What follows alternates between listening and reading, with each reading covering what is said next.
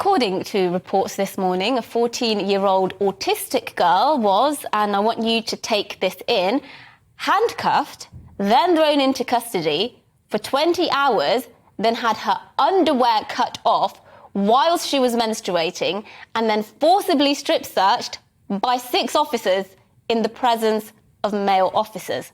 Yes, I know. It's hard to believe this is an actual headline. It sounds like something out of some sick, lawless dystopia. But no, this story is, sadly, from 21st century Britain. It's in the papers today.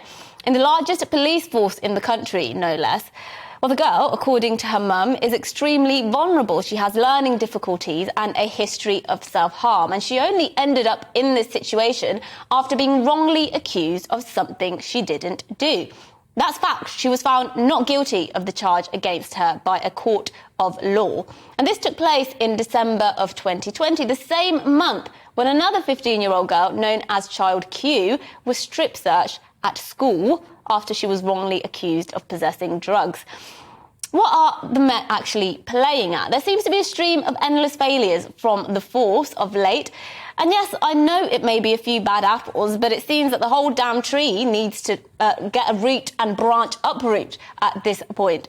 So, I hear you ask, what on earth could have precipitated such a dastardly, remorseless police response? Surely this was an exceptional case. The child surely posed an imminent threat to the public. A bomb threat, perhaps? Because really, what else would possess grown adults to forcibly strip-search a young girl while she's on her period without giving her parents warning in front of grown men?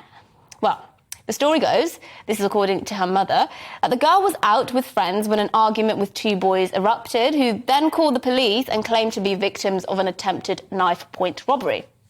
Essentially, it was bad policing driven by bad intelligence. Intelligence that seems, and this is speculation, malicious. It seems like malicious and fabricated allegations.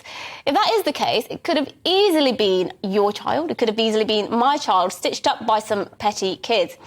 And as for the strip search itself, it turns out that it was prompted when the police found the young girl to be in possession of what they say was a sharpened stick and a small blade whilst in custody. But these were not weapons intended to harm others. These, sadly, were tools she used to harm herself.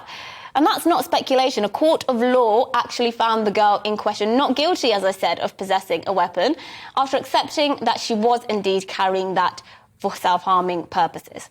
Now, the Met is looking into this and says searches to help children safe whilst in custody, that searches help keep them safe, and they are launching an investigation.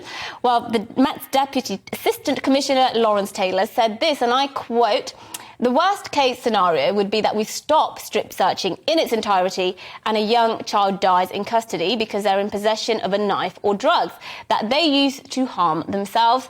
He also continued, "And we have a big responsibility to keep people safe in our custody. We're responsible for their safety." That's what he said. Look, that's fair enough in principle, but at what point do you, as a grown man standing watching a menstruating teen girl having her underwear cut off in a coerced strip search, say, hang on, lads, this has to be wrong, if not at least disturbingly creepy? The only correct answer, by the way, is well before that whole situation even begins. Common sense, decency and dignity have to dictate so. I mean, let me ask you guys listening and watching, how would you feel if you found out that whilst you'd been isolating at home with COVID, as this girl's mother, your autistic 14-year-old daughter had been thrown into the back of a police car, dumped in a police cell for 20 hours and then forced to strip in the presence of 6 adults, some of whom were men? Because I'm pretty sure how I would feel. In fact, I know what my instinctive reaction would be. It's one that I can't say on a daytime programme, not without showering you with an assortment of expletives anyway. And it's probably a response that would see me ending up in the back of a police van as well, because I would never let anybody do that to my daughter without fighting until the bitter end to make sure they were held accountable. Would you? I don't think you would. The Met, from what I can gather, are not apologetic enough about this. They do, however, say they're investigating what happened. But however this was allowed to happen, whichever idiotic overreaching policies and guidelines allowed this to happen to young children, young girls, they need to be scrapped immediately. The police should be there to protect and serve, not to terrorise and humiliate.